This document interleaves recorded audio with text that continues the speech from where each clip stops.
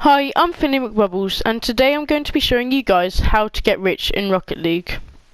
So, all you have to do, head to the item shop like so, hit buy credits, and bam. So, hope you've enjoyed the video, hit that like button and subscribe, bye-bye. yeah, not serious, but you know everyone in Rocket League wants that sweet car design, the titanium octane, dissolver, whatever. But how can you afford this without, well, buying the credits yourself? Simply, ladies and gentlemen, trading. This will require a bit of work, as you need to focus a bit and have a bit of patience. But at the end of the day, the rewards are worth it. Okay, so first of all, I'm going to start at the basics. So, how can you tell prices of Rocket League items? Well, the site that I use and what many people use is RL Insider. And just to put it simply, it just tells you the prices. It's really nice and user friendly. And so yeah, I'd really recommend you using it. So with that out of the way, I'm going to split this video up. The first part will be for those of you who are sort of new to Rocket League and want to sort of get into trading. Second part will be for those of you who've sort of started off trading, you've got a bit of credits, maybe a bit of items. And then the third part will be for those of you who've got the hang of trading, but perhaps need some pointers to look out for things to look out for, or maybe for things to avoid. For those of you who have a lot of money in Rocket League, help me out, please, and subscribe. I need the help. Okay, so first category. I would recommend overall, to help you start off, I would literally just buy the credits, because it is an easy way to help you get off. You don't need to buy a lot of credits, but maybe just get 500 or something like that, and that will really help you start off. Now, I understand some of you won't want to do that, so in my opinion, the best way to get money from nothing is NCVRs. Now, NCVRs are non-crate very rares, and you get them by playing ordinary games and just by leveling up. You'll usually only get uncommons or rares, and so you'll see these when you level up, and if you get 5 of them, then you can sort of trade them up to then get the next highest rarity. So i.e. 5 uncommons will then go up into 1 rare, and then 5 rares will then none of these I can trade up, but then some rares will then go into very rares, and then usually an NCVR on PS4, which is my platform, is worth 60 to 70 credits each. So it's a really easy way just to get rid of a bit of junk in your inventory, just trade some stuff up, and that'll help you sort of get some credits. And then to basically, you can, if you're starting off and just want to gain a little bit of credits, try and buy them for cheap and then sell them for a bit more. And this is sort of a method that you really want to try and do a lot of the time, is try to really buy stuff for under the minimum value.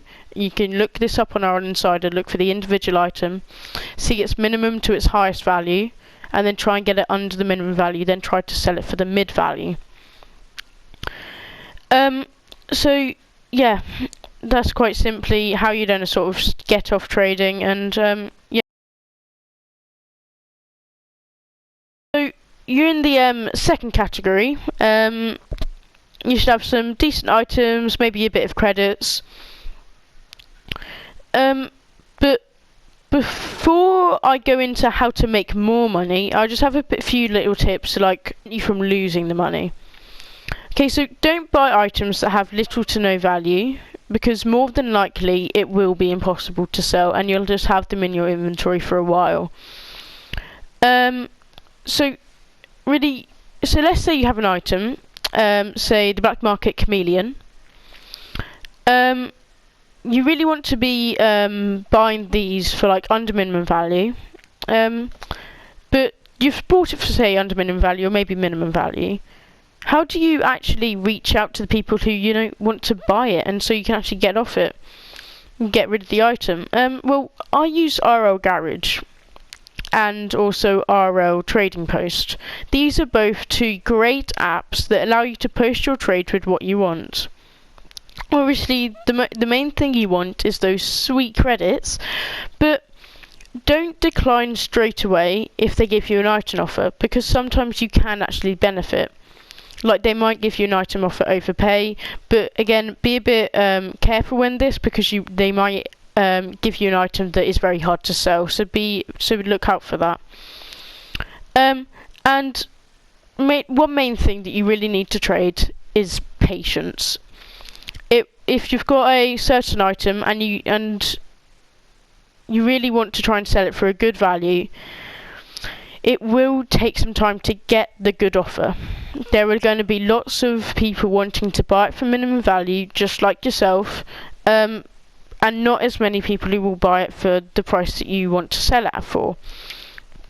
So if you've had a day and you haven't been able to sell it, don't snatch at a little offer. You want to be patient, wait the next day, and then just wait it out until you get that really good offer that really brings in the most money. So what I'd really do is, you're not really doing, when trading, try and make a profit of at least 50 credits. Because then you're sort of getting something substantial. I'd try and maybe go for a bit more 100 credits, but yeah, 50 credits is sort of the minimum value that you want to be making. And so what I'd just say, keep on repeating this, buying items for under minimum value and then trying to sell them for a higher value. Okay, so third category. So you're sort of in the sort of pro trader sort of category, but you might need a few pointers for things to look for and things to sort of maybe avoid. Okay, so I'd just say main things to sort of invest in. Like, I'd say overall be very wary when an item does go up in value, because it is very likely that it could then drop, because people might get a bit concerned in case it does. So let's say, for example, Heatwave starts rising. You might want to try and try and buy it at the early stages of it rising. You don't want to buy it too late, because then, yeah, as I said before, people might get a bit uncertain about it. So you want to then try and do it, and then try and then sell that at then a higher price than the maximum value, because it is rising. Because it is rising, people think, oh yeah, it's going to continue to rise, so therefore you can then sell it for above the maximum value. And that's a really good way to bring in a lot more than 50 credits, like you can make over 200 credits sometimes. Another thing to sort of invest in are limiteds. Now you might think, oh no, Rocket Pass ones, they aren't worth anything. And to be fair, you're completely correct. Like this, Tigress, it's not worth anything. I mean, it's not even tradable, to be fair, but even if it was, it wouldn't be worth anything. The limiters you want to look out for are the RLCS rewards. Now you can see I've got some pink emeralds on my car. They're limiteds, and they are worth quite a bit, and they've sort of been steadily rising for a little bit, and I'm assuming that they are going to rise again soon. And they're worth on PS4 literally 2,000 to 2,300 credits, something like that. But they're basically the second most expensive wheel at the moment for the different paints. The most expensive, obviously, you've probably heard of it, Apex, with like the titanium white going for like 55,000 credits, probably a bit more at the moment. But those sort of things you want to do, and as you become a pro trader, you want to be sort of checking up on RL Insider a bit, like sort of daily, just checking the prices, being able to see if they're going up or if they're not going up. So then you're able to buy it in quickly to then make more profit. I think for things to sort of avoid are the sort of really volatile items. So these are sort of like the titanium white fennec and the titanium white zomba. So because of the blueprint update, which ruined trading, to say the least,